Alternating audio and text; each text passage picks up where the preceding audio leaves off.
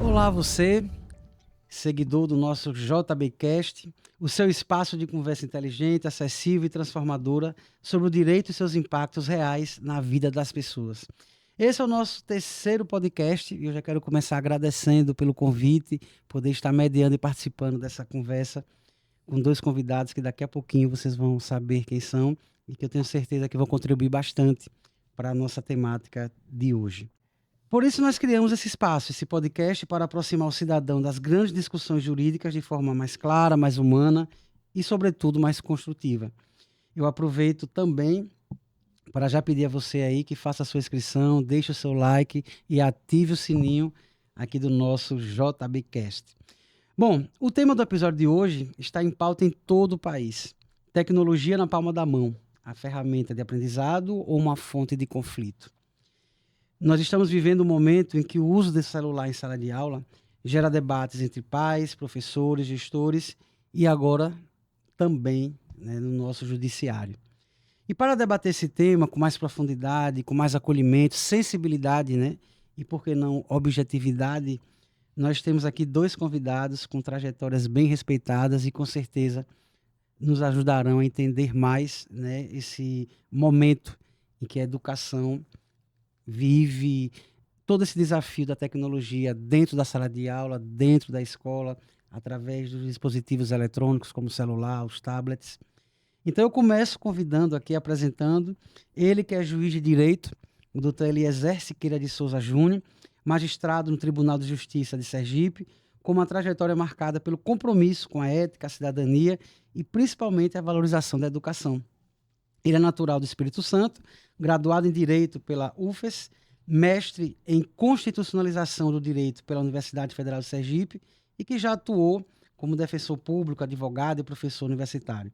A sua atuação firme e muito sensível lhe rendeu reconhecimento nacional, especialmente por uma sentença emblemática, acho que todos aqui vão lembrar, em defesa da autoridade dos professores do ambiente escolar, ao decidir sobre o uso de celulares em sala de aula. Em 2016, Dr. Eliezer foi agraciado com o título de cidadão sergipano e é hoje uma referência quando o tema é justiça e educação no Brasil. Bem-vindo, Dr. Eliezer. Eu que agradeço. Quero aqui externar minha satisfação de estar participando, né? Um debate num tema tão sério, tão caro, né? E é isso.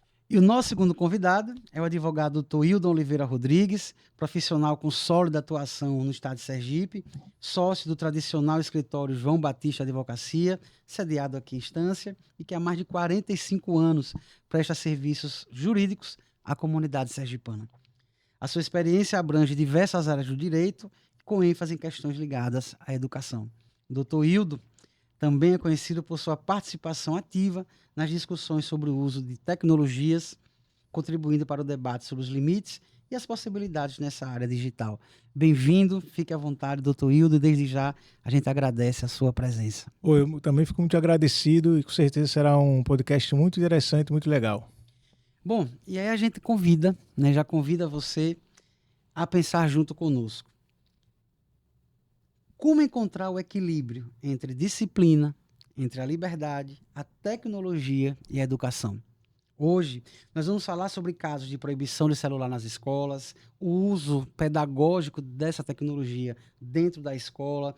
Vamos passar um pouco também pela Lei 15.100 e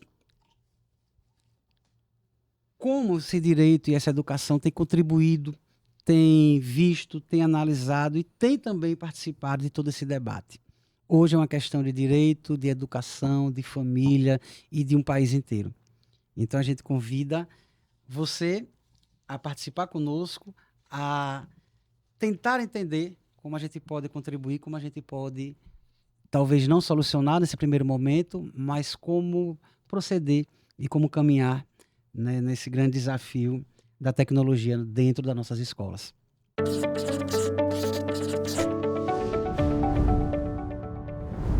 Nós vamos começar com o juiz, Dr. Eliezer Siqueira. Como é que o senhor poderia nos contar, né, o que é que motivou o caso julgado em sua vara lá em 2014? 2014, disso. O que é que estava sendo discutido de forma prática entre essa escola, o aluno e a família? De forma rápida, doutor Eliezer, contextualize o que é que estava acontecendo naquele momento e que é hoje, inclusive, talvez o que mais gerou a nossa fala desse podcast de hoje. Aquela famosa sentença de 2014. 2014 já são 11 anos. Eu não sei se eu vou lembrar de tudo. Mas do que eu me lembre, era uma escola num povoado em Tobias. Eu sinceramente não lembro se era uma escola municipal ou estadual, acho que era municipal. E o que aconteceu foi que o aluno, bem resumidamente, o aluno teve o seu celular tomado em sala de aula pelo professor, porque ele tinha sido advertido para não usar o telefone. Se eu não me engano, em 2014 era um povoado que, inclusive, acesso à internet era uma coisa muito difícil. E eu me lembro que esse aluno aparentemente estava ouvindo música durante a aula porque ele estava com os fones de ouvido. E o professor tomou o celular. Foram 15 dias para o celular ser devolvido porque ocorreram algumas circunstâncias. Numa primeira vez ele tentou reaver o celular junto com o primo e o professor falou que só entregava se a mãe ou o pai fossem. Numa segunda vez ele voltou com a mãe ou com o pai, acredito que tenha sido com a mãe. E o professor não estava na escola e o telefone estava no armário dele trancado e o diretor não tinha acesso, ninguém na escola tinha acesso.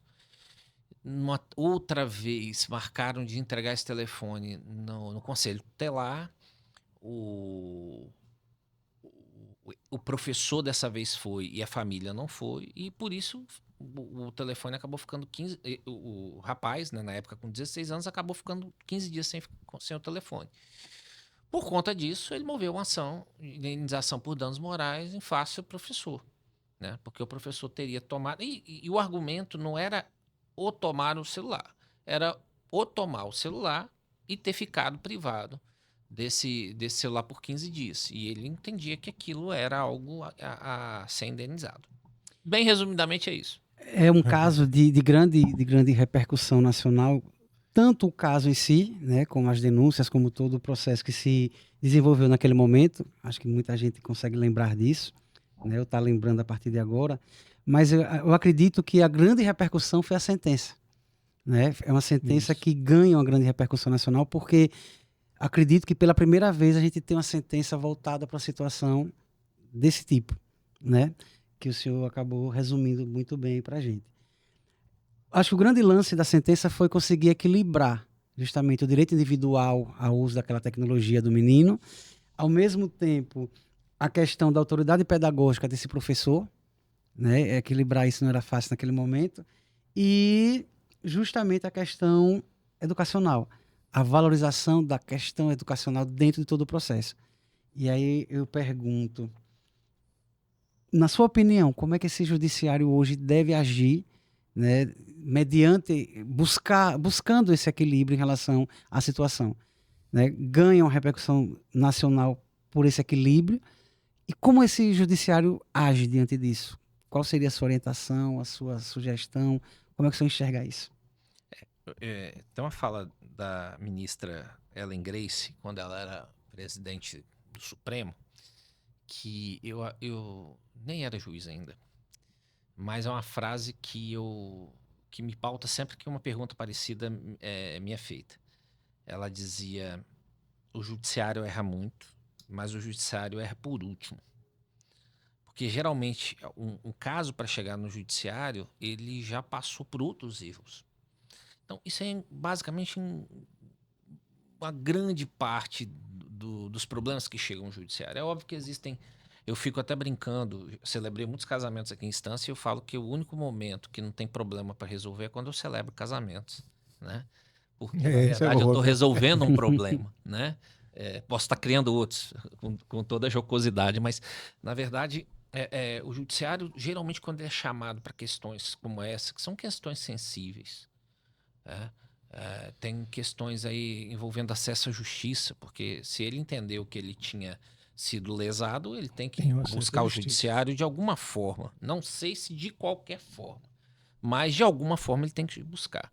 Você tem a questão da própria cidadania, né, que a busca pelo judiciário, a busca por um órgão público é uma busca por cidadania.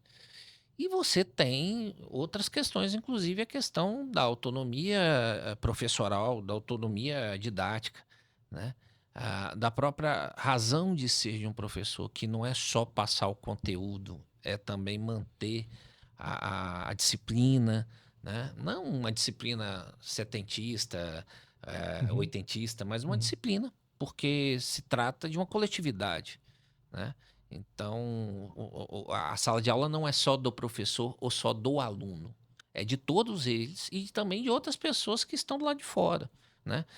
O Brasil investe muito dinheiro em educação, né? Então, toda a questão envolvendo educação, como toda a questão envolvendo saúde, como toda a questão envolvendo segurança pública, iluminação, qualquer coisa, ela é muito cara para todo mundo. Cara não só no aspecto econômico, mas cara no sentido de valor mesmo, né? A gente se esforça para ser uma grande nação e passa por todos esses temas.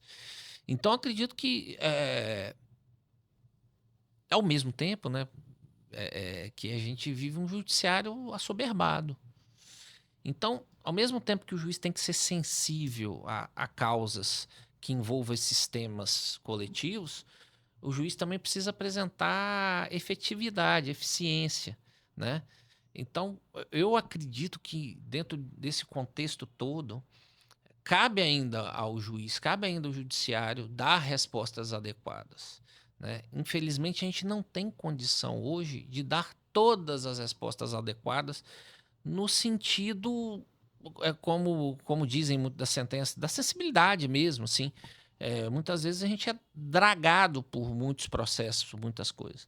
Mas eu confesso, por exemplo, esse foi um processo que eu demorei mais de um mês para fazer a sentença, porque foi um processo que me tocou no aspecto da própria autoridade do professor dentro de sala de aula, que para mim sempre foi sacrossanto.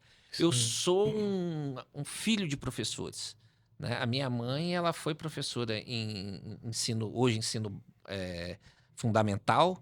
Meu pai foi professor universitário. Eu tenho um irmão que é professor universitário no Espírito Santo. E na faculdade que eu estudei, na Federal do Espírito Santo, que também é UFES, né? É UFES. Aqui é UFES, lá é UFES.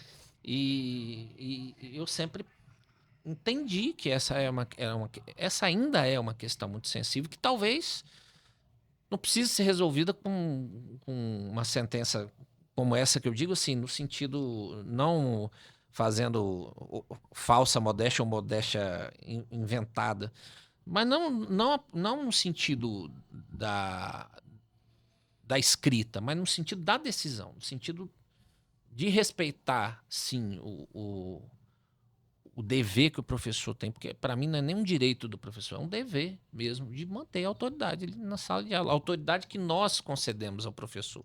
Nós como sociedade, nós como povo, nós como coletividade, somos nós que damos a autoridade ao professor de fazer o que ele faz, o médico, o policial, o juiz, enfim. E a gente às vezes perde essa noção, né? Enfim. É importante destacar que quando a gente faz as contas aqui, como o senhor acabou de fazer, nós já estamos para mais de 10 anos, né, de sentença, né, do ocorrido, vamos dizer assim. E quando a gente olha para a escola, quando a gente olha para essa sala de aula, né, que deveria justamente trabalhar o coletivo, essa convivência, né, esse espaço pedagógico de aprendizagem coletiva, onde eu tenho a autoridade desse professor, uma autoridade pedagógica, e é bom frisar, garantido pelos próprios valores que a sociedade e a pedagogia dá a esse professor, mas de lá para cá, 10 anos depois, a gente ainda vive essa discussão e esse desafio, né? Daqui a pouco a gente vai falar um pouco sobre a 15.100, a gente vai querer saber da sua opinião também, e ver que o desafio, o paradigma, né, ainda acontece, né? E parece que esse judiciário, esse direito ainda precisa também, né? Acho que a gente vai precisar ainda, né, dessa presença, dessa fala, dessas orientações. Mas eu vou passar aqui para o nosso advogado Hildo Rodrigues, que acompanhou bastante todo o caso, e uma curiosidade até para a gente entender mais o caso. Doutor Hildo, Qual foi a principal linha de defesa da parte que o senhor representou? Era uma questão de liberdade de expressão, de inclusão digital ou de preservação dessa autoridade escolar que a gente acabou de falar? Bom, vocês dois já responderam qual foi a minha defesa, né? Inicialmente a defesa ela foi pautada nisso, não seria no poder, né? Mas na situação do professor ensinar, né? Na vontade do professor querer ensinar, na autonomia do professor também estar em sala de aula, porque não estava dando aula apenas para aquele aluno. E mesmo que fosse apenas para aquele aluno, a gente entende que a vontade e a necessidade de ensinar do professor passar seu conteúdo, ele vai para qualquer tipo de aluno, de 1 a 100 alunos. A coletividade ela não se aplica somente àquele aluno que estaria na sala de aula de forma unitária. Então, nesse momento, quando a gente fez a defesa, a gente analisou isso que vocês comentaram aqui. É a análise do direito à autonomia do professor de lecionar, o respeito do professor, a vontade de passar para a coletividade, esse desejo do ensino, né, para somente depois a gente entrar na questão material, jurídica do processo. Existe um plano, um estatuto de carreira do magistério, né? Neto, professor da rede particular e da rede pública, sabe o quanto há uma separação, né, Neto? Muito clara. Muito clara, Muito né? clara. Dessa situação. Visível. Né, visível. É o aluno. Ele tem alguns problemas, porque quem acompanhava ele durante toda a situação educacional era a avó e não a mãe, né? A mãe não foi presente, a mãe foi presente no processo. O doutor Eliezer falou uma situação interessante. Você tem o direito de peticionar, você tem o direito de ação. Todos nós temos direito de ação. Né? Claro que o direito de ação ele vai com outros elementos. Né? Mas a defesa em si foi essa, foi pautar essa situação do professor, o respeito que está na lei, está na Constituição Federal, está nos estatutos, está na moral, né? Que a gente também tem que levar em consideração isso. A gente estuda direito São moral, valores. né? São questão de valores. Valores, né? Então essa foi a condição. E ainda mais a questão do regimento da própria escola. Né? O fato aconteceu em 2013. A ação foi proposta em 2014. A ação foi proposta no final de 2013. A decisão foi em 2014. Agora, dia 30 de maio, né? A sentença ela completa 11 anos, né?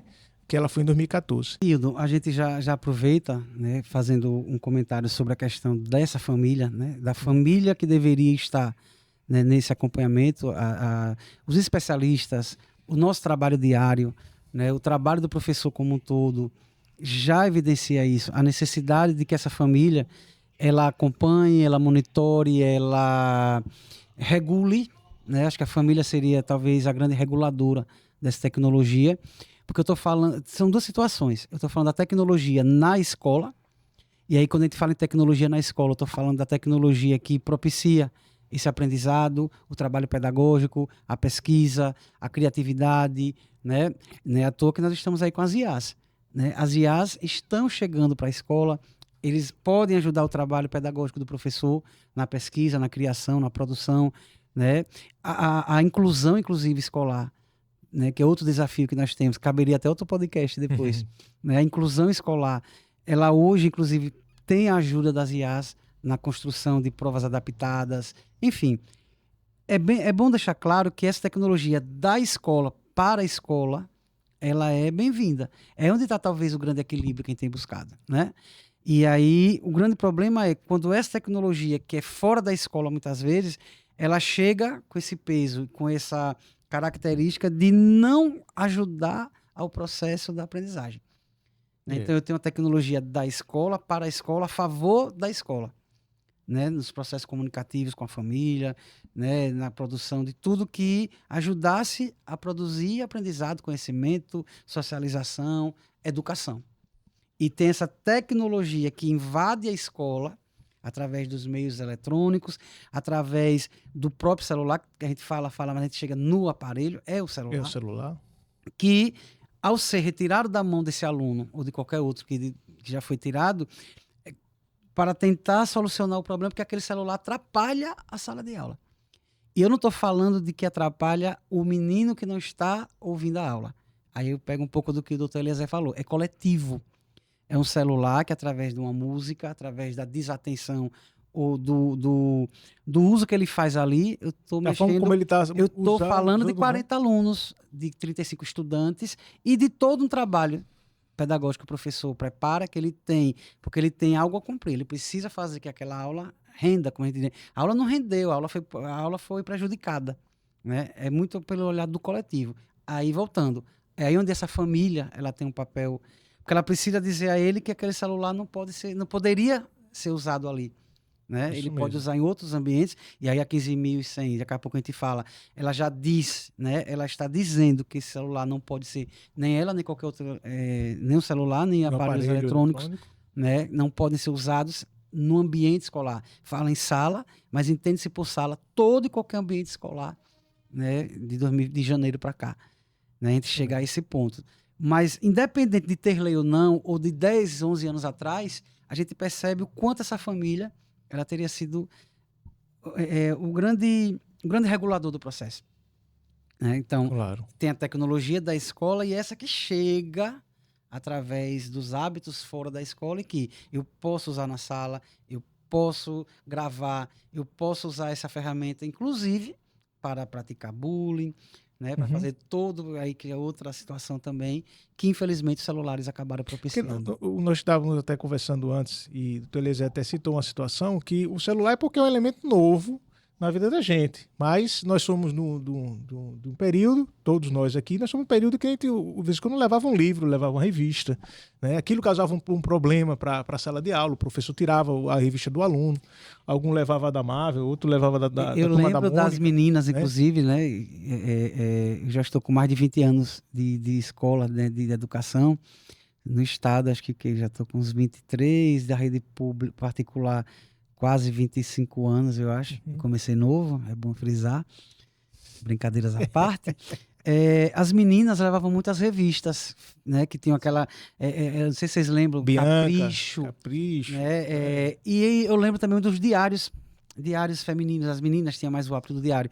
E quantas vezes a gente pediu para guardar o diário, guardar a revista, né? E outras, eu lembro de meninos com a revista Placar. Sim. Lembra que era de time, de jogo, Sim. né? Então, guarda, enfim. E agora o nosso desafio são os eletrônicos, né? Hildo, você acha pegando um pouco da família, família e sociedade, você acha que essa família, sociedade está preparada para essa conversa? Está preparada para essa discussão? Ela consegue hoje, vamos dizer assim, discutir, enfrentar isso com maturidade, né? Com bom senso? Qual é o seu olhar sobre isso, depois de todo esse processo? Veja só, eu vou fazer como exemplo minha família, né? Para a gente entender como funciona essa situação. Lá em casa a gente conversa muito, dificilmente a gente usa o poder do pai, o poder da mãe para determinar alguma coisa dentro de casa.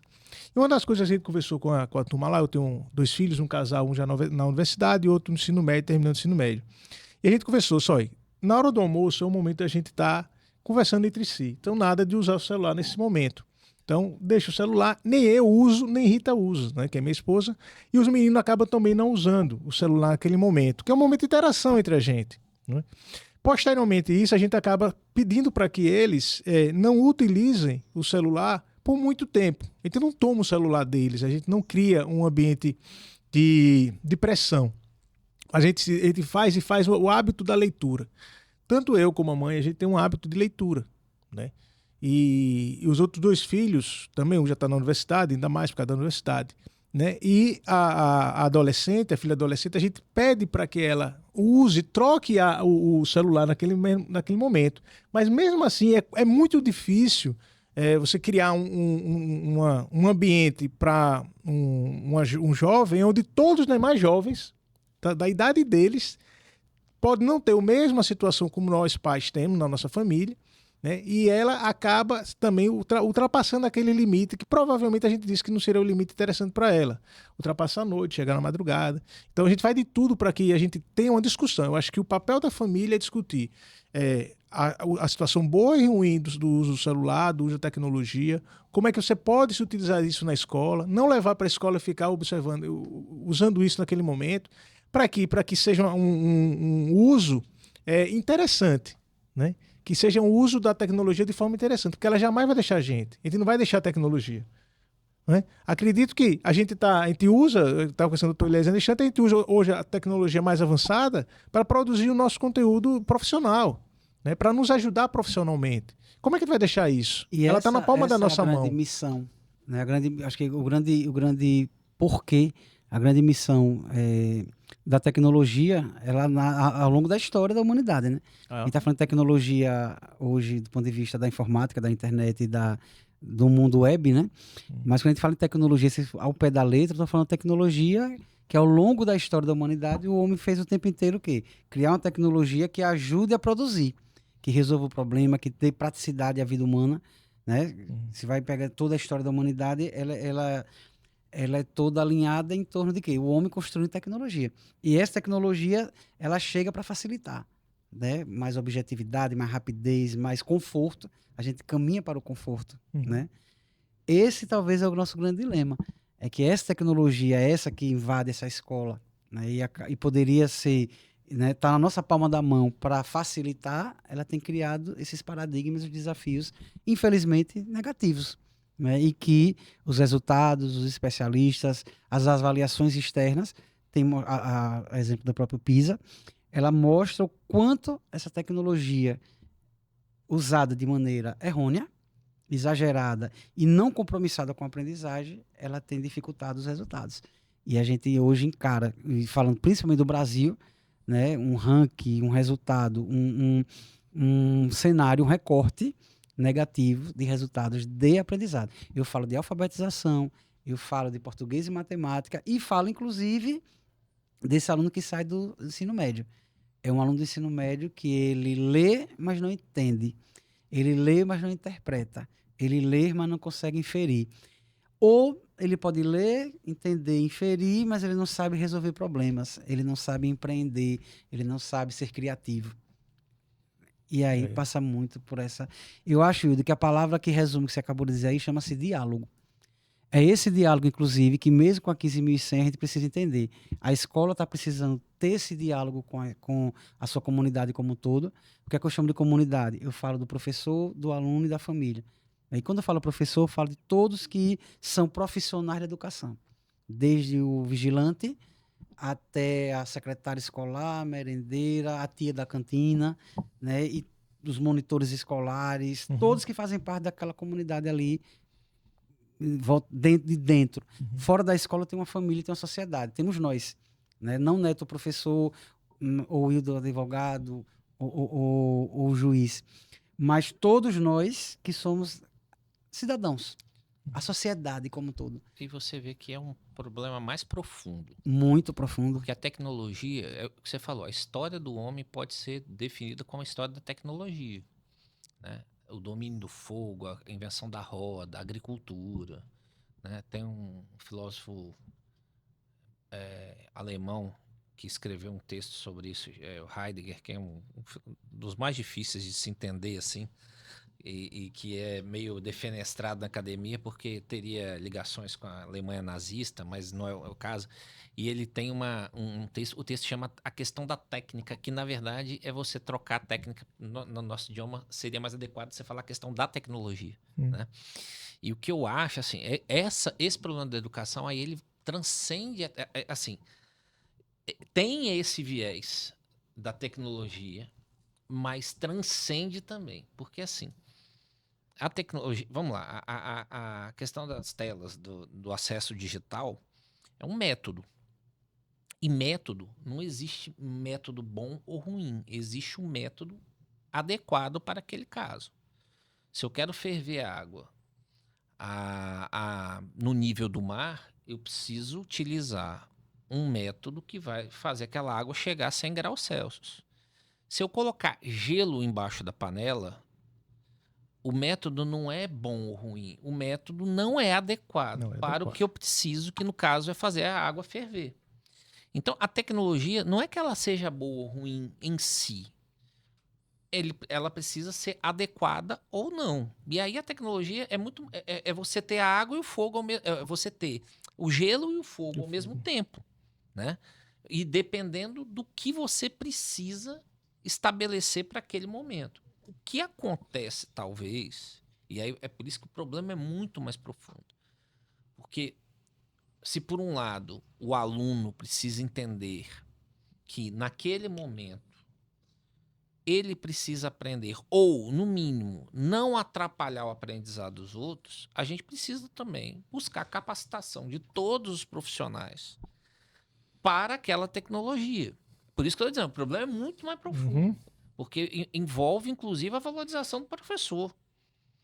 A valorização do professor na medida em que esse camarada ele vai ser apto, ele vai estar apto, ele vai ter ferramentas para promover essa inclusão digital ou qualquer outro tipo de inclusão, né? Se é um professor de física que ele que digamos que na rede de ensino descobriu-se uma metodologia mais adequada para ensinar determinado conteúdo, esse professor ele precisa ser capacitado nessa metodologia. Sim. Então, por isso que eu estou dizendo, ela é até muito mais complexa do que a gente discutir se a tecnologia deve ou não ser usada.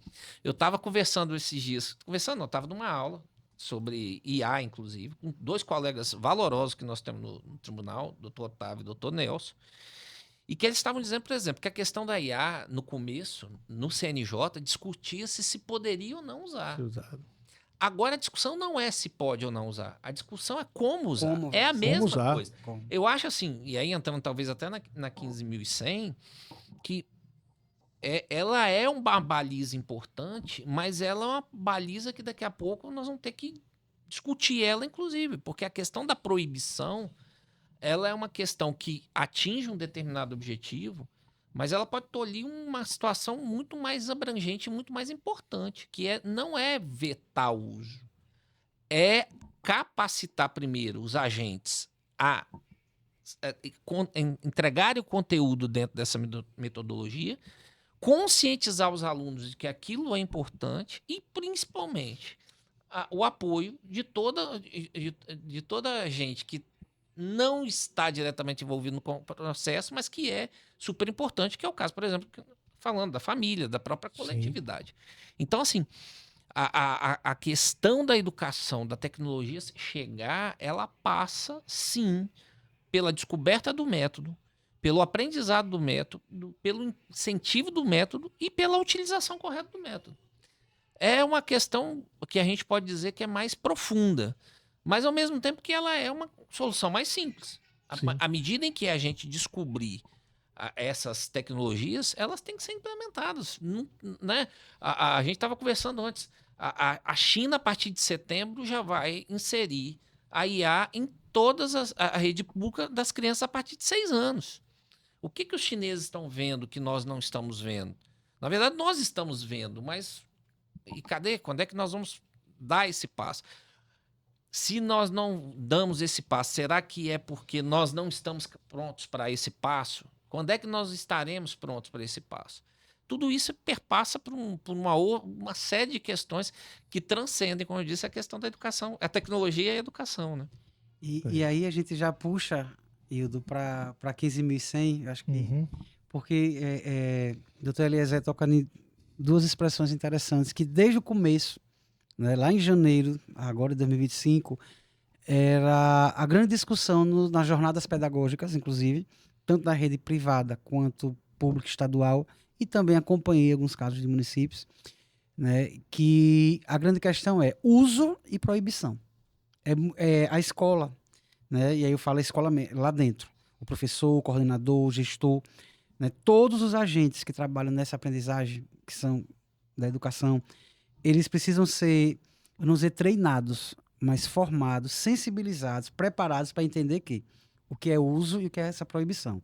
Primeiro, a lei ela dá uma certa liberdade em dizer assim, o aluno não é proibido de levar o celular à escola. Né? Isso mesmo. Inclusive os conselhos estaduais, não falo só de Sergipe, entraram muito nessa discussão. Então vamos lá. O que é proibido?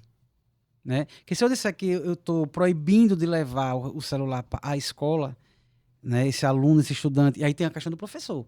Então ninguém levaria o celular para a escola. Inclusive o professor não levaria. Professor, olha a discussão. Então, na verdade, se essa lei nasce proibindo, de cima para baixo, ela já começa a ser colocada em xeque na discussão mais profunda. Na verdade, o que se pretende é como se usa esse celular na escola, Porém, e aí é uma opinião, parece que é uma coisa mais imediatista, porque era necessário também já começar de uma maneira um pouco radical, talvez. Era necessário proibir dentro do ambiente, naquele momento pedagógico, que ele não é permitido, por exemplo. Hoje nós temos escolas, nós temos professores, nós temos planos, né, de professor que ele prevê o uso do celular e de outras tecnologias dentro da sala, seja no laboratório de informática, seja na hora que ele diz que ele permite, orienta o professor, o aluno, e diz assim: agora vocês vão ligar os celulares, vocês vão usar o QR Code e tal, e ele coloca esse QR Code, ou ele já fornece no grupo da sala. Esses alunos eles continuam tendo grupos de turma, eles continuam tendo grupo de matemática, né, via WhatsApp e outros canais e outras redes sociais. E tentar aproveitar, né, Neto, assim, que os estudantes hoje, como o uso da tecnologia para ele é diária, né, fica Ele mais continua. fácil você usar aquilo como uma forma de aprendizagem. Aí onde está. Né, do que você não só proibir. Não, né? é essa a ideia. Então, usar o próprio termo, inclusive, já é, né? E isso eu estou falando de criança, adolescente, e quase. Você pega um estudante de nível médio ali da terceira série do médio, ele já está com 18, 17, alguns, né? Infelizmente, com 19, não era para estar, mas ele está ali ainda. Enfim. São pessoas, inclusive, até que trabalham com o celular. Isso. Eu tenho alunos, estudantes da rede estadual, que Muito eles, comum isso. eles. Tem menina que faz entrega, tem menina que já é empreendedora, né? Ela presta serviços, inclusive, pelo celular. Enfim. Então, o grande equilíbrio é esse uso, é um uso que é proibido. Como é que é isso? E é engraçado Né? que a lei fala assim, Isso é provocativo. Fica proibido. Fica Depois proibido. traz as exceções, né? Pronto. Isso. Momentos Faz graves, fundamental, momentos de emergência, graves, inclusive isso.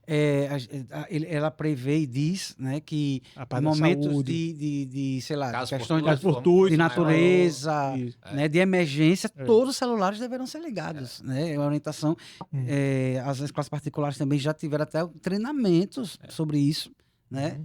Para que, enfim, entre usar e proibir, essa é a Ficou grande como? questão.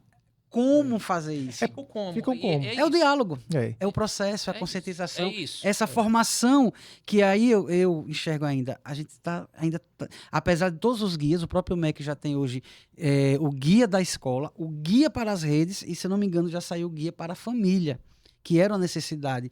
Não adiantava criar um guia, um protocolo de como seguir a escola sem celular para a rede e para a escola, se também não tivesse um olhar para essa família, que é onde está a grande questão. É porque na questão do direito, o fato ele vem antes da norma. Né? Dificilmente a lei vem antes do fato. Sim. Né? Dentro de uma situação, não. E ela chega fato. para isso. É isso que eu Pois quero dizer. E aí, se nós... Vamos fazer uma ideia, vamos dar uma ideia. Se nós tivesse se utilizado da sentença, né, do professor para uma discussão, que não fosse uma discussão só de viralizar, né, de colocar em evidência todo aquele papel do magistrado, de um olhar, né, de um olhar carinhoso para aquela situação, de um olhar jurídico para aquela situação, sensível para aquela situação, né, a gente também partisse desse momento, começássemos a discutir o uso do celular na escola, já que nós tivemos uma discussão jurídica, e não esperasse chegar na norma. Né? Quando chegasse na norma, você já tinha uma discussão. Né? Então, não fez esse papel. Né? É daí que vem uma curiosidade. E aí, para o doutor Eliezer. Naquele momento, a gente não tinha ainda uma 15.100. Né? O máximo que tinha ali são os regimentos escolares que falam sobre a proibição, né? O aluno pode usar no intervalo, mas não pode usar na sala, enfim. Né? E eu acho que aquele caso, inclusive, a rede municipal e a escola já tinham um regimento para isso. Doutor Eliezer, hoje, né, com a lei, com a chegada da 15.100, o senhor acha que a gente consegue já enxergar uma segurança jurídica isso maior? Fortalece essa questão? A lei, é o que o doutor falou, né? A lei geralmente ela vem a reboque do fato, né? Quando um fato social começa a ganhar visibilidade, ele começa a ser recorrente, e se entende que aquilo tem que ser de alguma forma regulamentado, surge a lei, surge o debate legislativo. Eu acho que é salutar que venha mesmo do legislativo, a questão da lei, porque ela é representação, ainda que não por completo, mas a representação do povo, enfim. E a lei, ela tem uma força que a sentença, por exemplo, não tem. A sentença faz coisa julgada, geralmente, entre as partes. Ela vira... a força dela se cinge às partes no processo, com raríssimas exceções e tal. Então, assim, por um lado, a gente tem, sim, uma questão da segurança jurídica, porque é uma lei curta, mas é uma lei que regulamenta. Diz, fica proibido, mas fica proibido. Essas aqui são as exceções, como a gente já disse aqui, né? Para caráter pedagógico de aprendizado, para as questões, né, de emergência e tal. Mas, por outro lado, assim, então, tem uma anedota, geralmente do nosso meio, principalmente voltada para o juiz, que é de um desembargador que vira para os juízes que estão tomando posse e diz, só tenho um conselho para vocês. Nunca dê uma sentença, nunca dê uma decisão que vocês não possam cumprir. Né? Mutatis mutandis, uma lei que não pode ser cumprida, ela é uma lei que, né, não vai ser cumprida. Ela é demodê, ela Não no Brasil serve, existe. não serve. Para inglês ver, como Brasil dizia na coluna, Brasil Colônia, né? O Brasil, É a lei que não serve. No Brasil tem a história de lei que pega e lei que não pega. Uhum. Né? Assim, eu até acredito que a lei dá um respaldo justamente para essas questões. E é necessário? Sim, eu não É vejo. isso. Eu não vejo nenhuma. Assim, eu só fico com medo, porque quando a lei tem o condão de querer proibir e depois traz as exceções, ela não ter a força que a gente espera que ela tenha, a eficácia, né, que a gente espera que ela tenha. Mas, assim, a questão da segurança jurídica, ela é perfeita, porque ela resguarda, né, o interesse educacional. Mas é o que eu estou dizendo, assim, eu acho que para além do proibir, como você disse, né, entre o uso e a proibição, a gente tem que entender o como. Porque, assim, venhamos e convenhamos, os aparelhos eletrônicos, eles já são uma realidade e eles precisam ser utilizados como aliados. Por isso que eu estou dizendo... A ferramenta pedagógica. A gente bate muito... Eu bato muito nessa tecla de que as pessoas envolvidas com o processo educacional, elas têm que ser capacitadas para isso. Eu tenho uma amiga minha que formou comigo, que ela dá aula, professora universitária, e ela disse que uma vez, assim, ela... Logo no começo desse boom de celular, o tempo inteiro em aula, assim, que as pessoas... Ela fazia assim, olha, já que vocês estão aí no Google, já que vocês estão aí...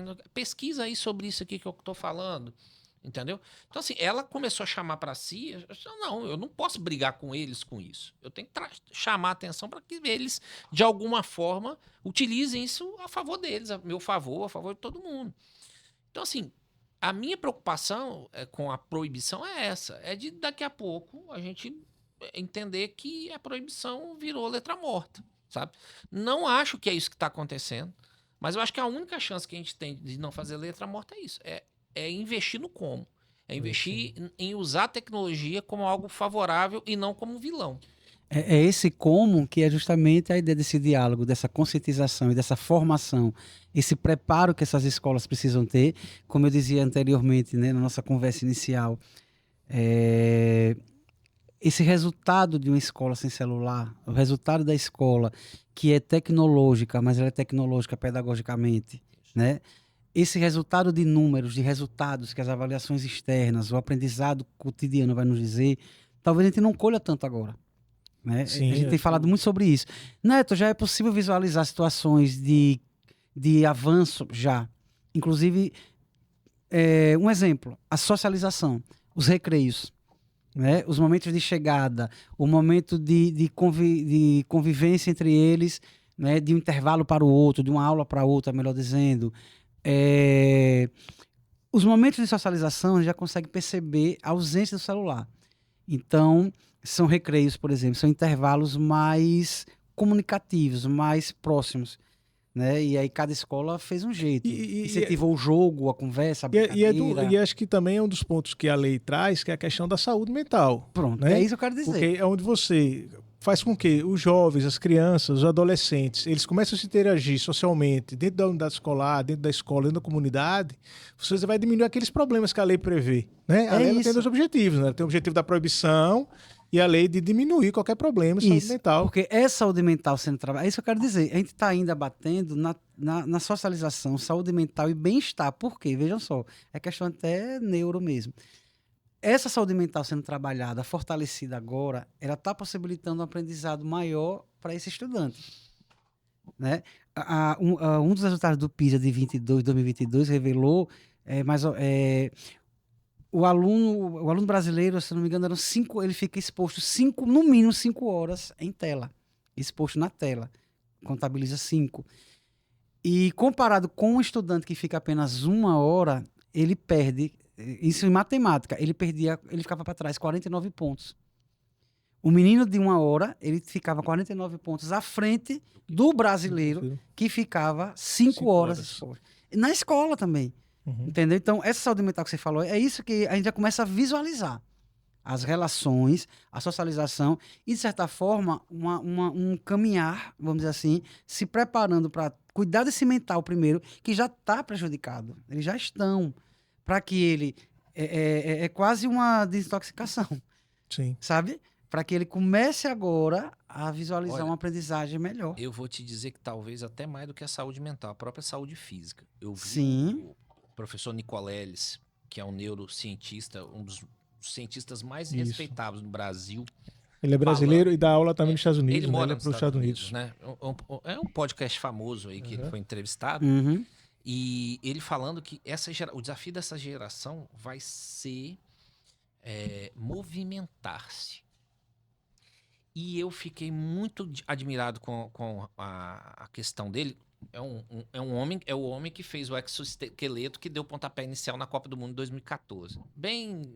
Bem fuleirinho ali do ladinho, porque, enfim, algumas questões que o projeto no final, né? Um menino que não conseguia andar, botou ele no exoesqueleto, o menino conseguiu dar o chute na abertura da Copa do Mundo. E ele falando que essa geração, isso eu acho que a pandemia, né, trouxe isso, né? As pessoas descobriram que elas podem fazer tudo virtualmente. Sim. Tudo não, mas, né? Eu estava até falando, por exemplo, eu fechei meu mestrado em 2019. Então, quando... tem que chamar um examinador externo. O camarada, por exemplo, veio um professor de Curitiba aqui. Você trazia o professor de avião, pagava a estadia do hotel, levava para comer, para jantar, para almoçar. E depois, com a pandemia, as pessoas descobriram que não era mais necessário isso. Então, essa foi uma otimização, isso foi muito bom, assim, Positivo. de uma certa forma. Positivo. Né? A pessoa não gasta tempo para vir para cá, você não gasta dinheiro para trazer ela. Então, assim, obviamente que às vezes vem e tal. O problema que ele diz é que, com isso, essa é uma geração que provavelmente vai ter problema de se movimentar. Uma turma que vai parar de ter relações sociais. As relações sociais elas vão ser via aplicativo, enfim, internet, digital, e vai ser uma geração que não vai se movimentar, que não vai para o trabalho, que não vai para a escola, que não vai para a universidade, que vai fazer tudo dentro de casa. E isso é por isso que eu estou falando assim, mais do que a própria saúde mental, que é importante, que a gente descobriu muito também por efeito da pandemia. Mas também a própria saúde física, o próprio desenvolvimento. Eu tenho um filho que vai fazer 10 anos agora no final do ano, em novembro, Joaquim. Até bati um papo com ele para falar com vocês. E eu perguntando, meu filho, é boa você estratégia, acha? é boa bom, estratégia. com certeza. Nós estamos falando, Você não. ouviu o estudante. Sim, ele fala, não, pai, eu acho que eu não sou muito favorável, mas eu acho que quando é para ajudar, é isso mesmo. Tá? Então, assim, ele estava todo feliz, porque na escola dele agora inventaram uma coisa que a quadra, todo dia tem um dono, tem um responsável pela quadra. É uma estratégia. Então, Tem acontecido a turma bastante. dele é a dona da quadra, ele geralmente vai de Crocs para... Enfim, ele vai de tênis porque ele quer jogar futebol, ele quer fazer atividade. Isso já gerou nele uma questão dele querer fazer mais esporte, fazer mais atividade física, porque vai ser um desafio para essa geração. a questão de se movimentar. E como isso, vem a questão, igual você falou, neurológica, Nicoleles fala isso, como isso cria sinapses. Sim, é claro. Ele falando no podcast, gente, andar 20, 30, 40 minutos não é só bom pro corpo. Cria sinapses, cria ligações neurais, enfim. E é um desafio que nós vamos ter que... Eu acredito que esses próximos 5 anos vão ser muito diferentes dos últimos 5, porque nós tivemos uma pandemia aí que basicamente o que a gente descobriu foi isso. Podemos fazer várias coisas virtualmente. Ela revela isso. Ela revela. Porém, os próximos 5 anos, até o final da década, nós vamos viver mais revoluções. Sim. A IA tá aí, já tá o alvorecer da IA. Né? E as coisas vão acontecer muito mais, e vão ter outras coisas que vão vir também. E dentro da escola. Sim. Dentro da escola. Sim. Essa tecnologia ela não vai sair, aquilo que eu falei, nós estamos falando duas tecnologias. Aqui já é da escola, a escola entende como instrumento pedagógico e de crescimento e aprendizado, e essa que chega, que é o que nos faz estar aqui hoje. E quando essa tecnologia não ajuda, né? Bom, a gente convida você, nosso ouvinte aí do JBcast, a fazer a sua inscrição, deixar o seu like e também ativar o sininho aí para valorizar aqui o nosso podcast de hoje, que traz esse tema tão desafiador, instigante, né? E que, com certeza, ao final do podcast, né, vai deixar algumas provocações, algumas reflexões, né, em todos aqueles envolvidos no processo. Eu falo da escola, eu falo da sociedade e falo dessa família.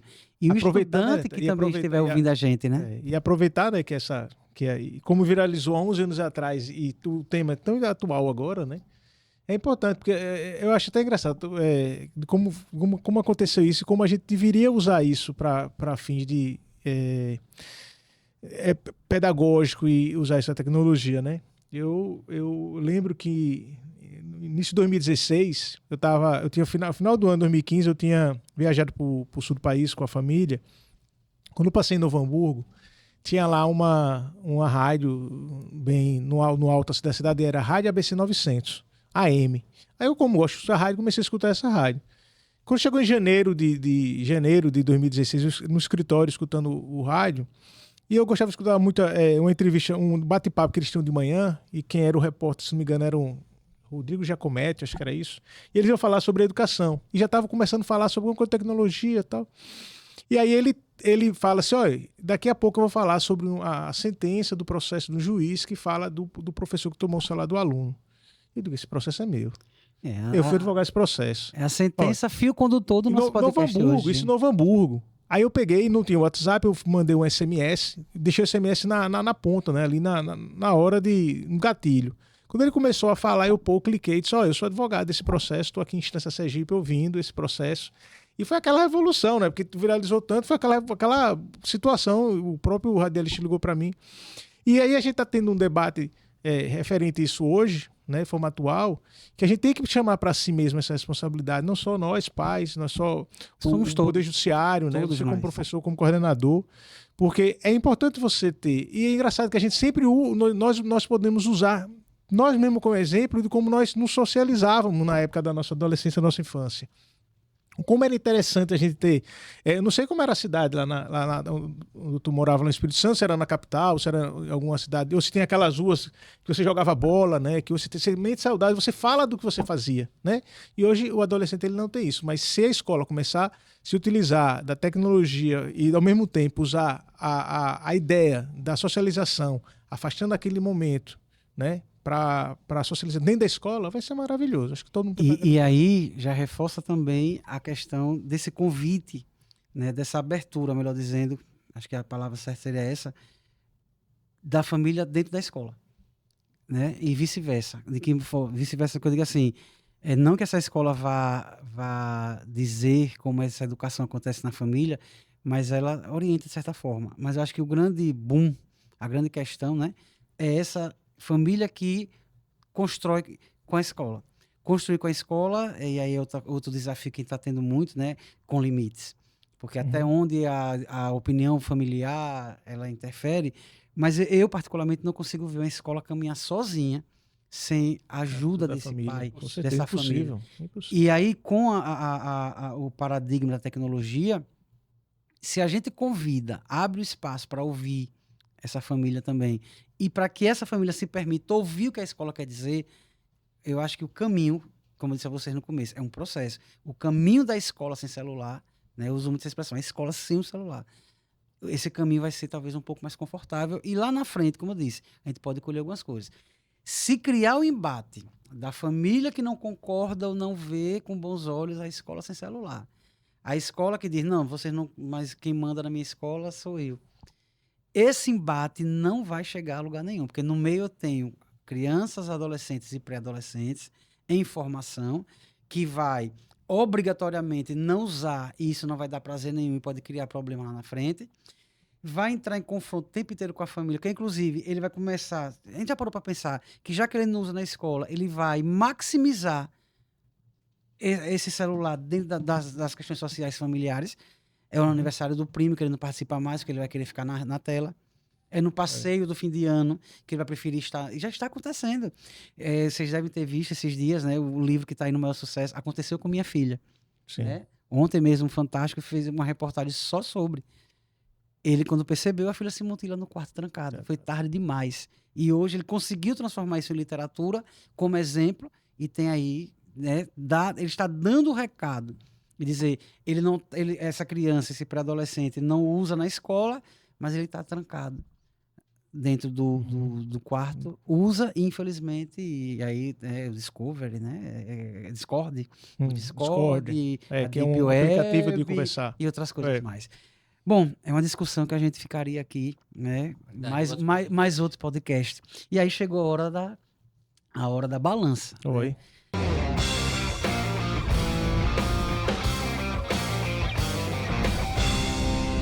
Vamos agora provocar a nossa hora da balança. E é o seguinte, vamos tentar buscar uma resposta equilibrada, né? E aí eu vou lançar o desafio para os nossos dois entrevistados de hoje. O que é que pesa mais hoje? O risco do uso indevido de tecnologia pelos alunos ou a oportunidade de integrá-la como uma ferramenta pedagógica para formar o cidadão mais preparado para o futuro digital? O que é que pesa mais aí? Qual é a grande questão? Quem começa? Beleza. Eu acho que, infelizmente, hoje, o risco maior que a gente corre é do uso indevido. Porque, a despeito de se ter uma legislação, a questão é ter a orientação, né? E a orientação não é uma má vontade do professor. A orientação é realmente se descobrir qual é a melhor maneira de se utilizar. Eu não tenho dúvida nenhuma, como eu estou dizendo, tem dúvida nenhuma que a tecnologia ela é benéfica, ela só vem a somar, ela vai ajudar o professor desde que ela seja bem usada, né? Com grandes poderes vem grandes responsabilidades.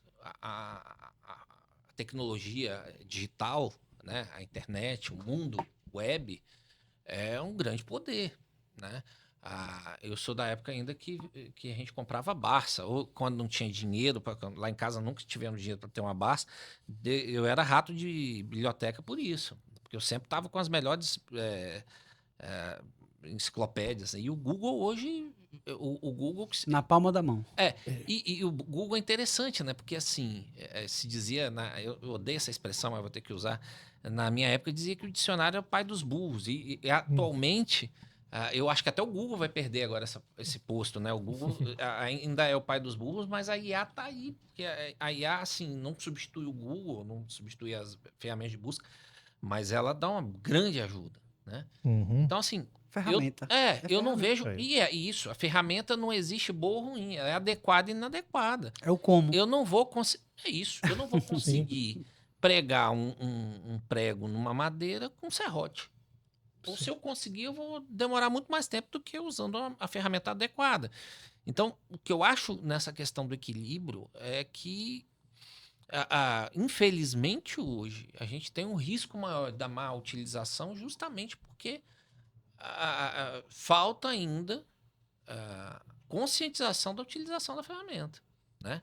E isso é família, isso é a rede toda. Que eu bato. É isso. Então, assim... O equilíbrio vai ficar entre o uso e a proibição. E é isso, é descobrir sempre o como, não vai ter outra situação. Hildo. Acho que eu vou seguir essa mesma fala o doutor Eliezer, e diz o seguinte, esse é o time, né? Nós temos que ter o time de várias coisas. E o time é agora, porque você sai de 5 anos de pandemia, Isso mesmo. você volta para a atividade presencial, você está na atividade presencial, você tem uma juventude que tem um acesso, né, e a facilidade de saber como usar aquilo, né, e a grande quebra, a grande disrupção que a gente vai ter nesse conteúdo vai ser a família chegar próximo ao aluno para dizer que também que precisa se utilizar de forma cuidadosa, da escola que tem que fazer o papel dela de também na condição de chamar o professor, que com certeza, tanto tem o aluno que não gosta da tecnologia, quanto o professor que não gosta da tecnologia. Mas é muito mais fácil você encontrar outros elementos do que o aluno, né? Sim. Então, se você se utiliza desse ambiente, todo mundo, para chegar a essa condição de atingir a forma de conhecimento que a tecnologia nos dá, vai ser excelente. Acho que para todo mundo, desde que a gente use, né, dentro de uma condição de equilíbrio, para que a proibição ela não seja um elemento drástico no nosso aprendizagem. Então, talvez esse Hora da Balança foi o mais desafiador, né? Acho que esse terceiro episódio trouxe uma Hora da Balança desafiador, porque quando falo em equilíbrio, né, em que eu estou falando de uma realidade que a gente já vive, então esse uso indevido ele já existe. O desafio agora é tentar frear. O uso indevido, né, existe. E é isso que a gente está falando, mas ao mesmo tempo que é um processo que não tem volta. Não, então, é isso que eu estou dizendo, ele já é. É isso. E assim, engraçado que quando eu vi essa história da balança, eu lembrei da famosa frase do Jhering, né, que é um filósofo, um jurisfilósofo alemão, que ele tem uma frase famosíssima entre nós, assim, né, que a espada sem a balança é a pura barbárie, e a balança sem a espada é ineficiência. E, na verdade, né, embora a espada pareça que é algo drástico, a né? Força. A Temis, ou até a própria justiça, né? Que é a deusa romana da justiça, né? Não adianta só o equilíbrio, não adianta só a gente precisa de ação. A gente precisa de eficácia, né, nessas qualidade. Questões. Por mais que a gente saiba, se você for para a escola hoje e perguntar a um aluno, olha, que você acha? Ele vai dizer para você, com muito sincero, não, tem que ser usado, mas tem que ser usado, a pessoa não pode fazer. Meu filho de 9 anos falou isso, assim, não, meu pai, não pode ficar usando, né, para ver desenho, para ir no WhatsApp, para conversar com os coleguinhas e tal. Isso, todos eles sabem, né? A questão hoje é a eficiência mesmo, a eficácia desses comandos. A gente precisa investir nesse como e dar eficiência para ele, entendeu? A grande questão, é o grande desafio, na verdade, né?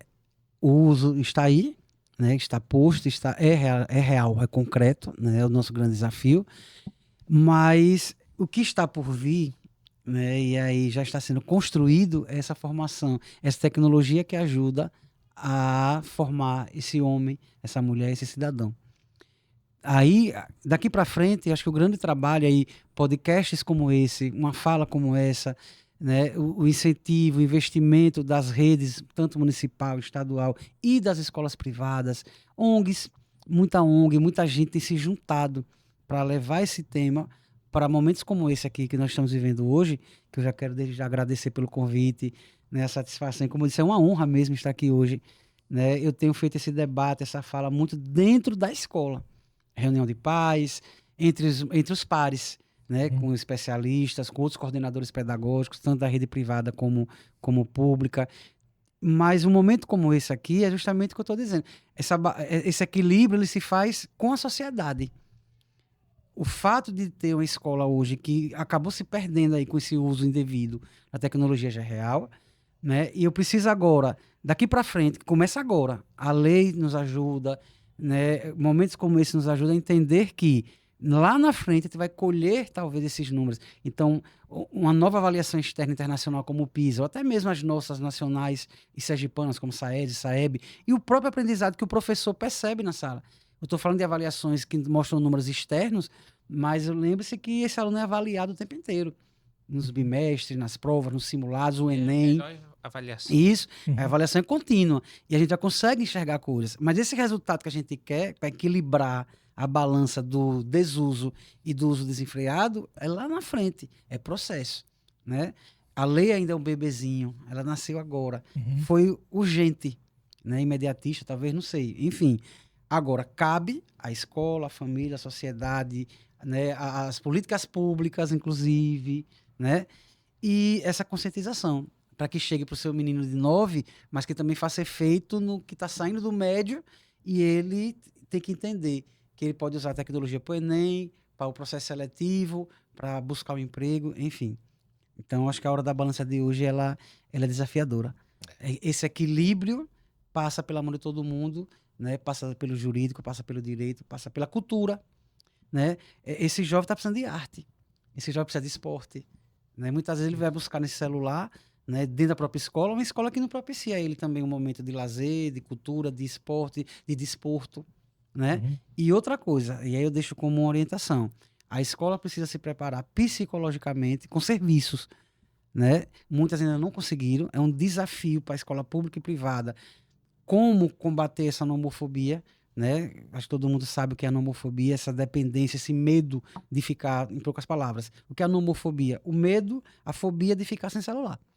Nós estamos visualizando casos, encaminhando, inclusive, casos para a saúde mental, para psicólogos. Nós temos hoje realidade de alunos que estão sendo orientados e atendidos por psiquiatras, já, alguns em terapia, outros sem acesso a essa terapia, mas a escola também não teve muito tempo de se preparar. É outro desafio, né? Porque a escola precisa abraçar, acolher essa nova geração que está se vendo sem celular dentro da escola. Mas aí é caminhando e fazendo. Vamos tentar ver como é que essa escola... Mas fica essa dica, a escola vai ter que se fortalecer e uma das formas é preparar a casa. A escola com mais uma missão, né, minha gente? A escola com mais um desafio. Preparar essa família para entender que não é tão fácil essa geração largar o celular também. Eu acho que os desafios da escola eles são eternos, assim, né? Só vão mudando de rótulo. Esse só é o novo muda. rótulo, né? Esse é o novo rótulo. Mas eu concordo e acho que, assim, no final das contas, João Cabral de Melo Neto, né? Um galo... sozinho não tece, mãe. E é isso, né? É bem isso. A sociedade é toda composta desses galos, sabe? E a gente precisa cantar. Né? A gente tem que lançar esse grito, esse canto um para o outro. E aí, para né? isso, eu acho que é até um pouquinho diferente do que você falou, assim. Eu acho que esse sempre vai ser o papel da escola. Sim. Se adequar às novidades, né? Se adequar ao que vem e tendo esses desafios, porque muitas vezes explícita ou implicitamente, consciente ou subconscientemente falando, a escola tem seus vilões, assim, tem seus pontos, os seus nós, né? E que precisam ser desatados, assim. Eu acho que esse é um desafio que a escola tem, eterno, da questão da família, né? A família contribuindo para o papel da escola, não é a família contribuindo para a educação do aluno. Não, isso é a família para o processo. Para isso, o dentro do processo da processo. escola. Isso. A família que educa. E a gente, infelizmente, está vivendo um tempo em que as pessoas perderam essa visão. Seja em qualquer classe social, seja por assoberbamento, né? A tecnologia sempre existiu para dar-nos mais tempo. E quanto mais tempo a gente tem, mais a gente gasta e menos tempo a gente tem. Então, acho que esse é um desafio novo, mas é um desafio velho, que a escola sempre enfrentou. Né? E vai enfrentar com excelência, é isso que a gente espera.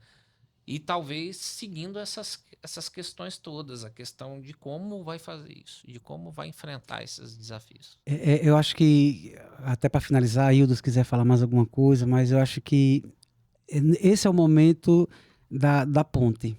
né? Esse é o momento de que essa escola, essa família, a sociedade precisam construir essas pontes, né? Os muros da proibição nesse momento, né? Separar por muro, por uma trincheira, né? Não é momento da trincheira entre tecnologia e educação, né? Eu já tinha falado isso em alguns momentos, né? É até poético, né? Sim. Mas é isso. A trincheira, a retaliação, o muro não vai levar. A gente precisa estabelecer essas pontes, fortalecer esse caminho, que é o que o senhor acabou de falar, para que a gente consiga lá na frente. É bom ser muito realista. Sim. A gente vai vivendo e vai vendo, sabe? E aí esse desafio da educação. Hildon, Não, eu concordo. Contemplado. Estou contemplado mais com essas falas. bom, então a gente agradece, né, ao Dr. Eliezer Siqueira, a Hildon Rodrigues, agradece a você que está nos ouvindo, vai nos ouvir, está nos ouvindo nesse momento.